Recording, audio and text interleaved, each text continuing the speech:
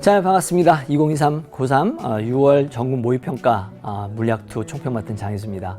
이제 대망의 모의수능이 끝났습니다, 여러분. 모의수능 2번 있죠, 그죠? 그 중에 첫 번째 모의수능 봤습니다. 물리학2 같은 경우에는 고3 들어와서 이제 4월 달에 처음으로 전국 학평을 본 다음에 이제 두 번째 보는 모의고사가 굉장히 부담스러운 모의평가라는 사실이죠.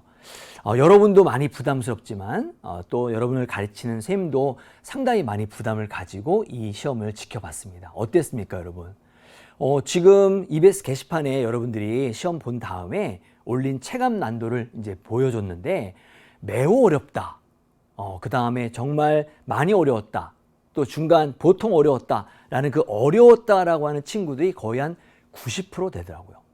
쌤이 EBS에서 10년 넘게 지금 물리학2 해설을 하고 있지만 이렇게 많이 난도가 높았던 학생들이 굉장히 많이 어려웠던 모의평가는 처음인 것 같아요.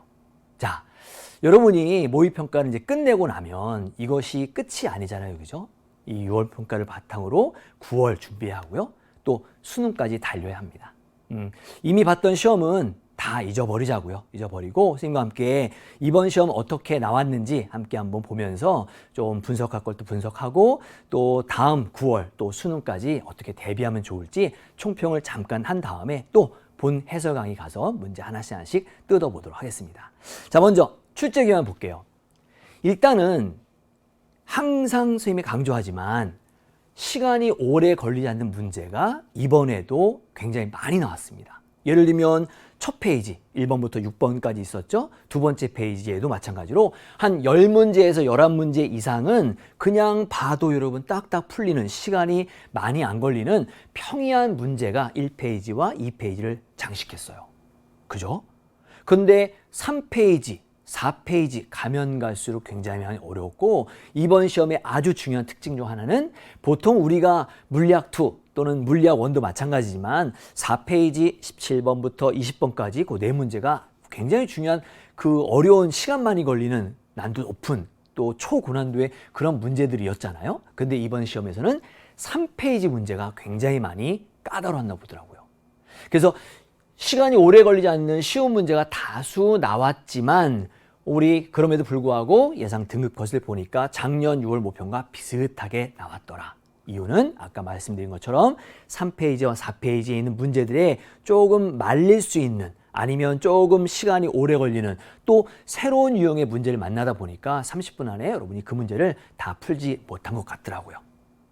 이런 부분들을 알면서 우리가 앞으로 우리 9월 모평 또 수능까지 어떻게 대비하면 좋을까라는 걸 천천히 전략을 짜고 여러분 스스로의 그런 그 자신을 분석하는 시간이 필요합니다.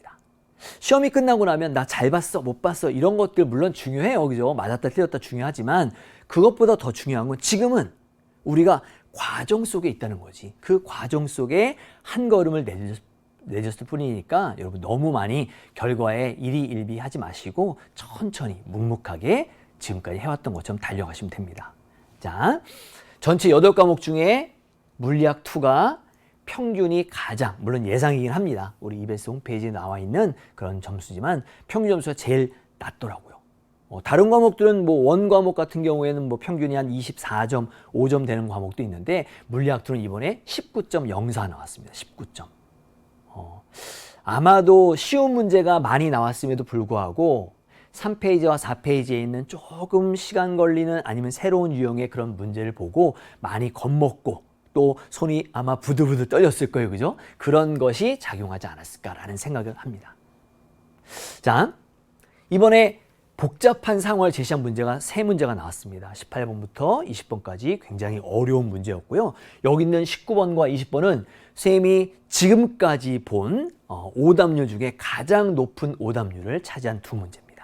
쌤과 같이 해설 들으면서 와 19번, 20번 어떻게 풀면 좋을까라는 것들 같이 한번 고민을 해보는데 다시 한번 말씀드리지만 여기 있는 두 문제 그리고 굉장히 많은 문제들이 오답률이 60%가 넘었어요.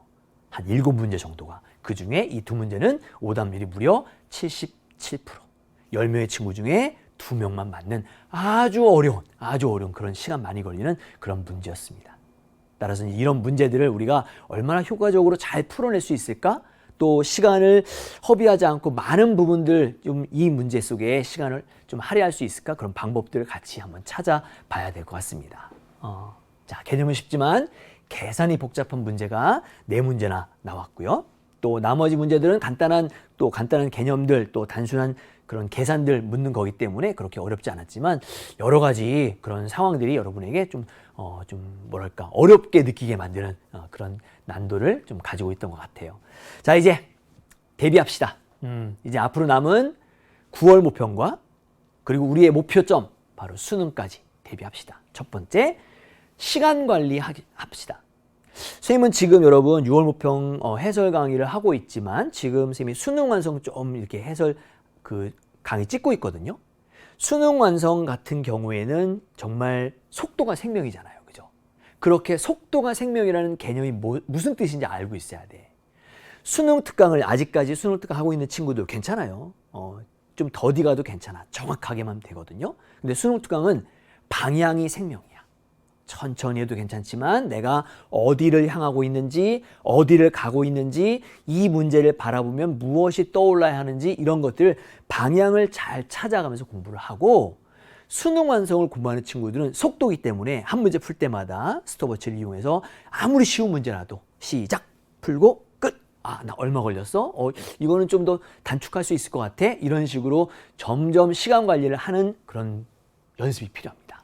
그래서 쉬운 문제 빨리 풀기. 왜 쉬운 문제 빨리 풀어야 할까요? 그죠? 여기서 세이브된 시간을 어려운 문제에 집중할 수 있어야 합니다. 그래야만 여러분 목표점에 도달할 수 있고 시험을 나 원 없이 잘 봤어 라는 마음을 품고 이제 시험장을 나올 수 있다는 얘기예요. 굉장히 중요한 내용입니다. 두 번째, 항상 그랬어요. 해마다 6월 모평은 언제나 어려웠습니다. 참 희한한 것이 6월 모평은 출제진들이 좀 어렵게 그죠? 그 친구들의 이제 우리 수험생들 기를 많이 죽입니다.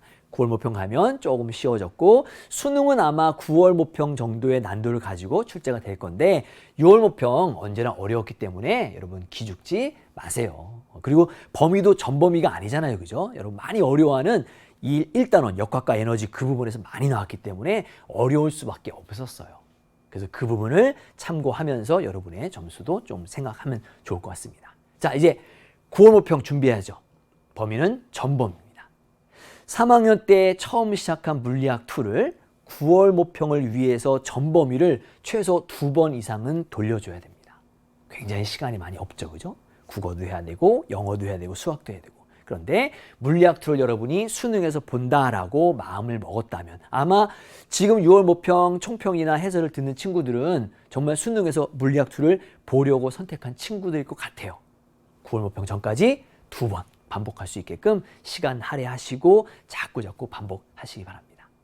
어떤 친구들은 주중에는 국영수하고 주말에 물리학2 몰아서 해야지 라고 생각하지만 그렇게 하면 안 됩니다. 여러분 조금씩 가랑 배우 젓듯이 하루에 15분 30분이라도 꾸준히 공부를 해줘야 여러분 사고가 물리학2에 딱 맞춰서 수능까지 달려갈 수 있어요. 갑자기 막 정말 번갯불에 콩 구워 먹듯이 그렇게는 물리학2를 완성할 수가 없다는 거 분명히 기억할 수 있어야 합니다.